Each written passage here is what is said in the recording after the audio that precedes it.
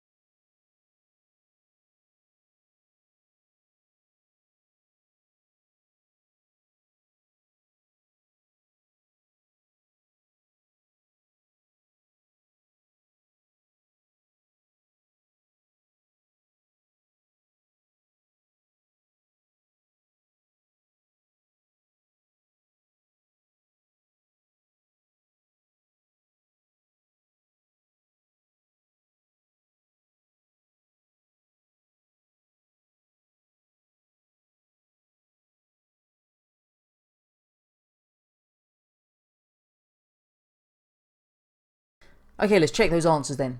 So for question 1, hopefully we got alpha, beta, gamma and neutron. Give yourself a tick for each of those you got right, maximum of 4 obviously. For the second one, the experiment that we could actually do, then there's several marks available for this. So give yourself a tick if you said we're going to use a Geiger counter with the radioactive source in front of it. Your next mark comes if you said we place a few sheets of paper between the source and the Geiger counter, and you get another mark if you said that if the count decreases, then alpha particles are present. The next mark is for saying we place a few millimeters of aluminium between the source and the Geiger counter, and if the count decreases, then beta particles are present. So give yourself a second mark for the comment about beta particles. Then your final 2 marks are for talking about the gamma. So you get 1 mark if you say you place a few centimeters of lead between the source and the Geiger counter, and that second one is for saying that if the count decreases, then gamma is present. So really what we're describing there is that experiment with our Geiger counter and our radioactive source, and then placing the different materials in front to see, does the count decrease? If it does, then obviously it means it's blocking some of that radiation from reaching the Geiger counter, and we know that those different types of radiation have different penetrating powers.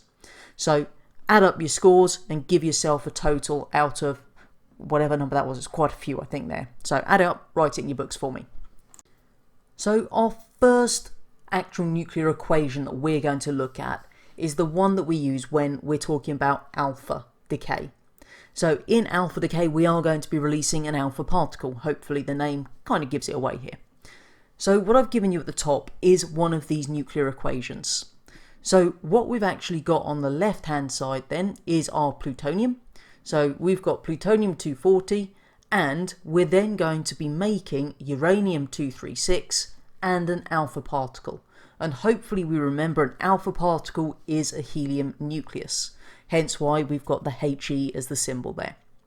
So what I want you to do is write down the top equation for me as it is, and then have a go at answering the question underneath. What do you notice about the 2 sides of the equation?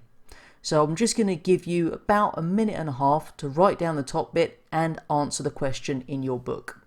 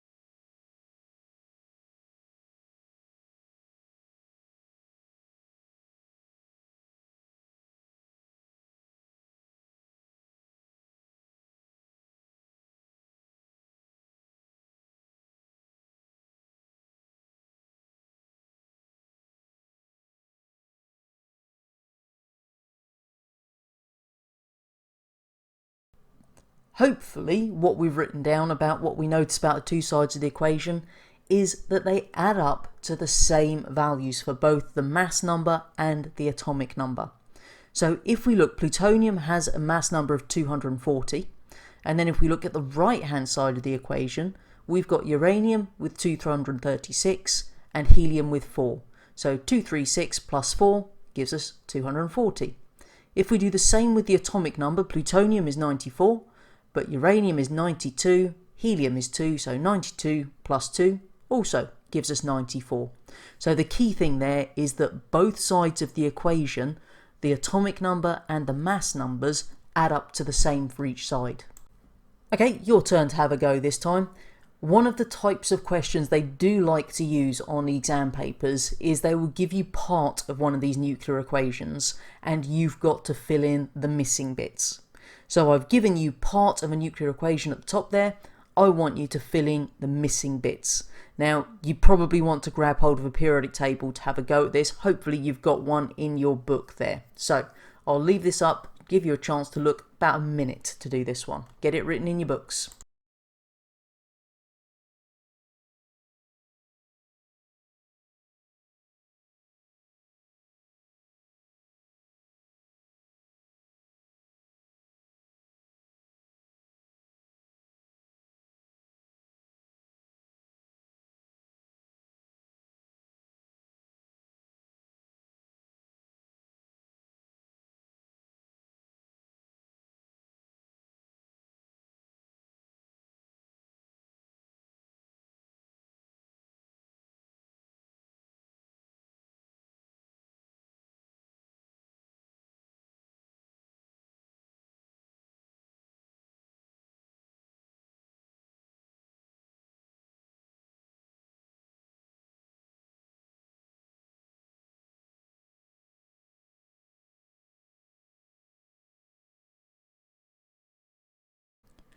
So what we need to do for this one then is we've been given the left hand side, so we've got uranium-236 over here, and we've been given the fact that it is alpha decay.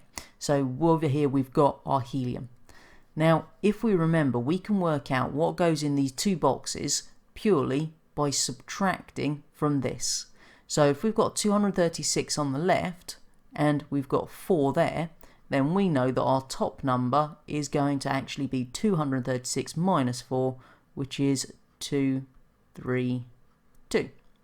We do the same for our atomic number, so we've got 92 on the left, and our helium actually has 2, so 92 minus 2 gives us 90. So we've got our two numbers there. All we then need to know is what element is it. So if you look up on the periodic table, you look for your atomic number of 90, and what you'll find is it's thorium, so it's TH. So give yourself a mark for each of those. If you got the 232, 1 mark, 90, 1 mark, and the element symbol is your third and final mark. Add it up and give yourself a score out of 3 for that one. So the second type of decay we're going to be looking at is beta decay. Now in beta decay, what we're going to see is a neutron is going to decay to form a proton and an electron. Now what we're going to find, that electron that we're forming is going to be emitted as our beta particle, that fast moving electron. So that's the bit that's been given off, if you like. But within our nucleus we have seen a neutron decaying into a proton and that electron that we've lost. So don't forget the proton is also formed here. So write down the top sentence for me in your book and then see if you can answer the question underneath. Again, write that in your books. I'm going to give you about a minute to do this one.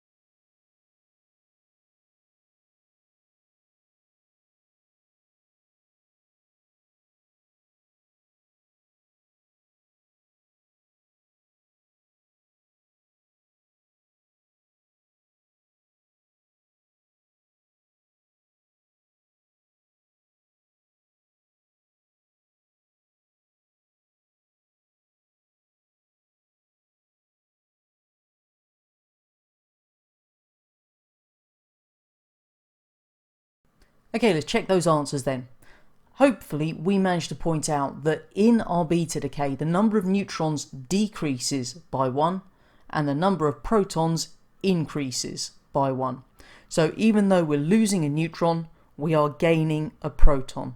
So make sure you've got those points written down if you don't already. I'll leave those up for about 30 more seconds.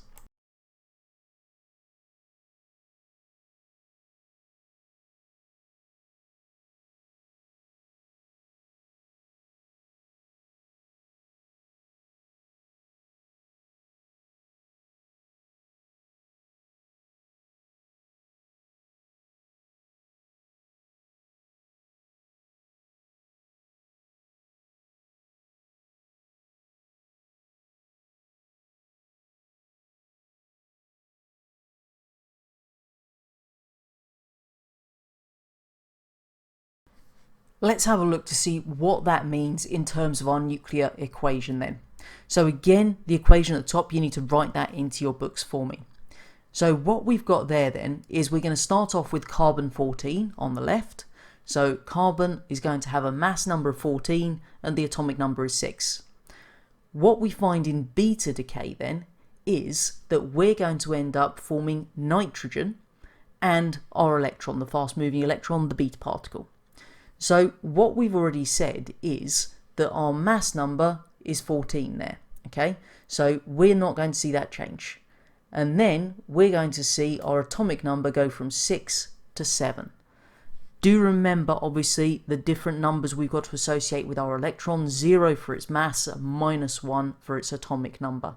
So write down the top equation and then have a go answering the 2 questions underneath in your books for me. So I'm just going to give you another couple of minutes to get that done.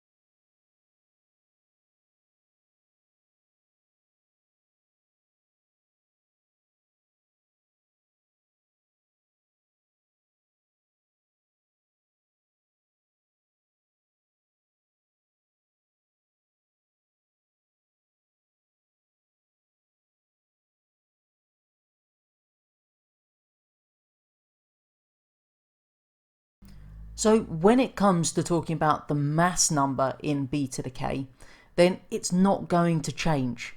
If you look at the equation at the top, we can see carbon has a mass of 14 and nitrogen the mass number of 14.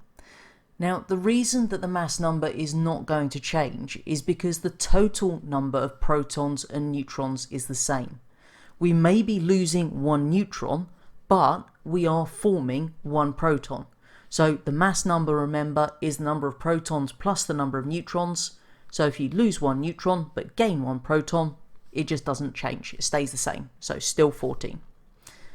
If we think about the atomic number in this case, remember your atomic number is the number of protons there, then we are forming a proton by that breakdown of our neutron to form the proton and the electron. So that means that our atomic number will go up by 1 because we're going to be producing one more proton. So we go from 6 to 7 in the example I've given you there. So make sure you've got those 3 points written down in your books. I'll leave this up for another minute in case you haven't already got those.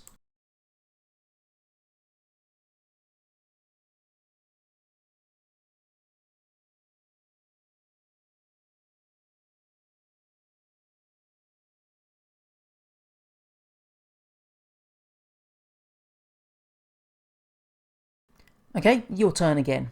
Have a go at answering this question for me. Write down the nuclear equation for the beta decay of cesium 137. So again, you want to get your periodic table out to help you with this.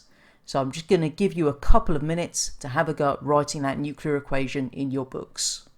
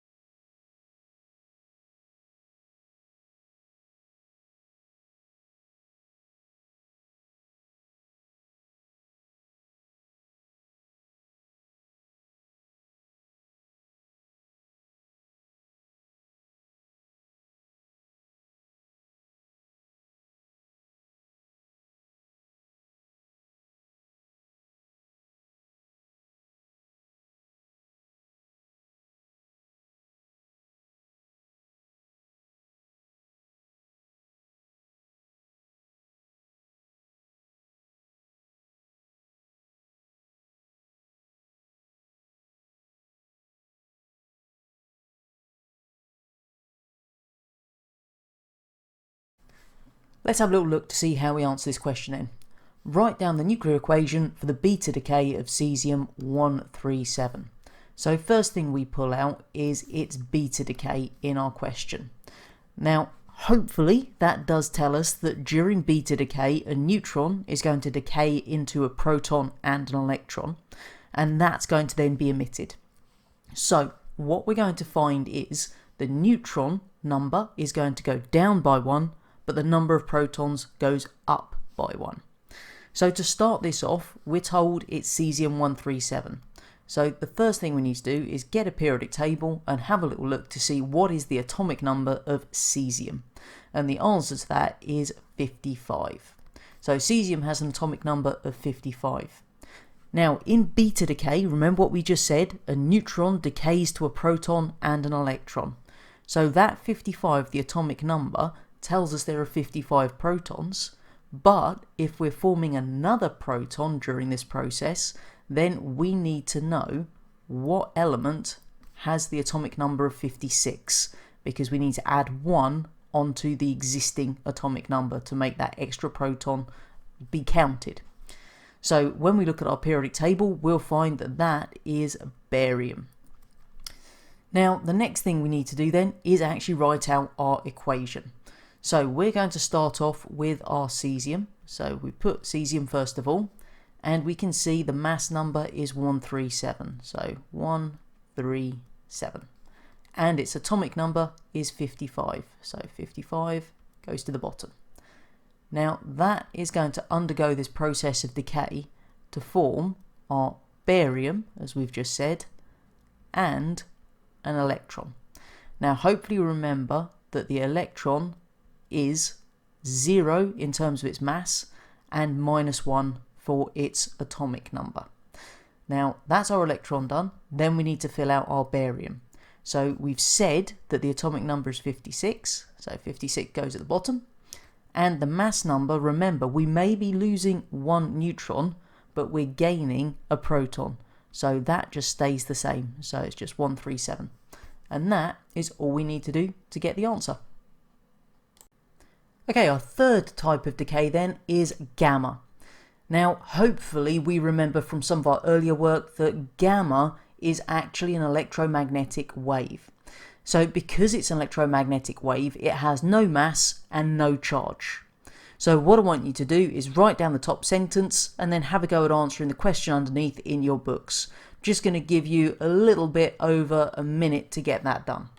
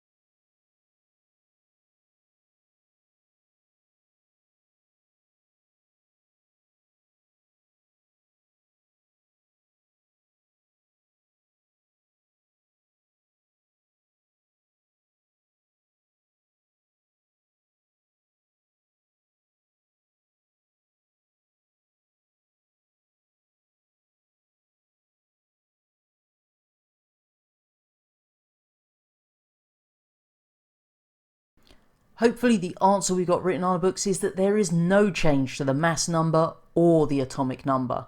And the reason for that is that because gamma is an electromagnetic wave that has no mass, no charge, it doesn't change either of those things. So if you haven't got that written down, jot it down in your books now, just another 30 seconds to get that done.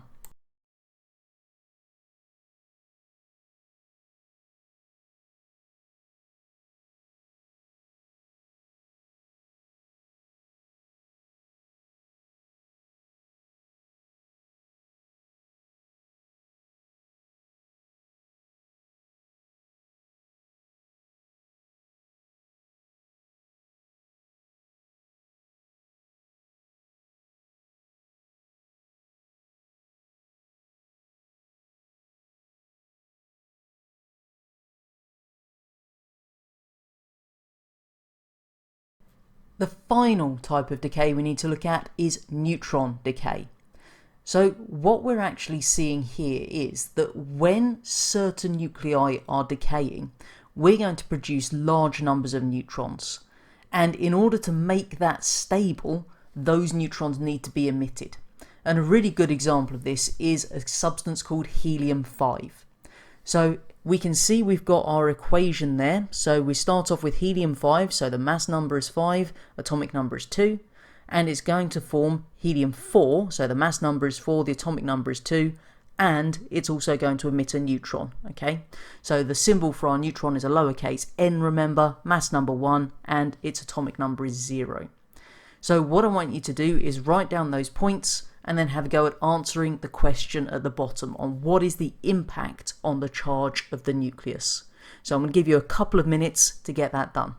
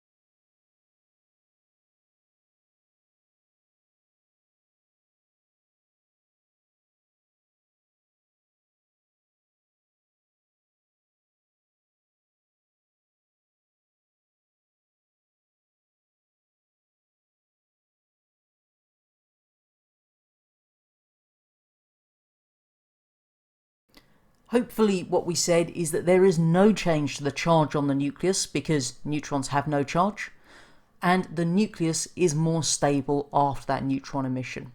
So make sure you got those 2 points written down if you didn't get it right. If you did get it right, give yourself a nice tick.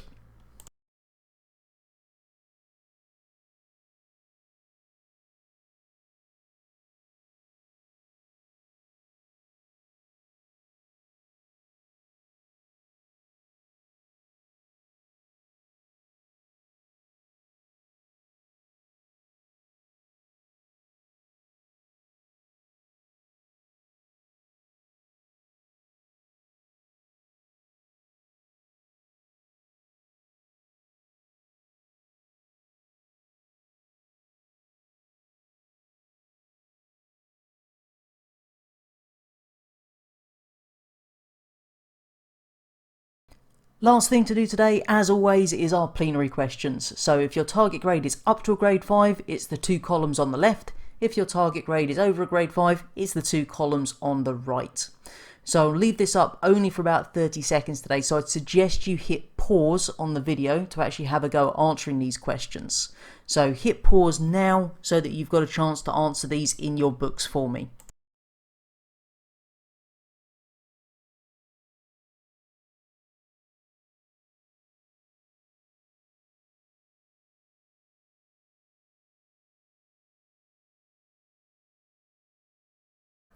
As always, you can find the answers to the plenary over on my website, sciencewright.weebly.com.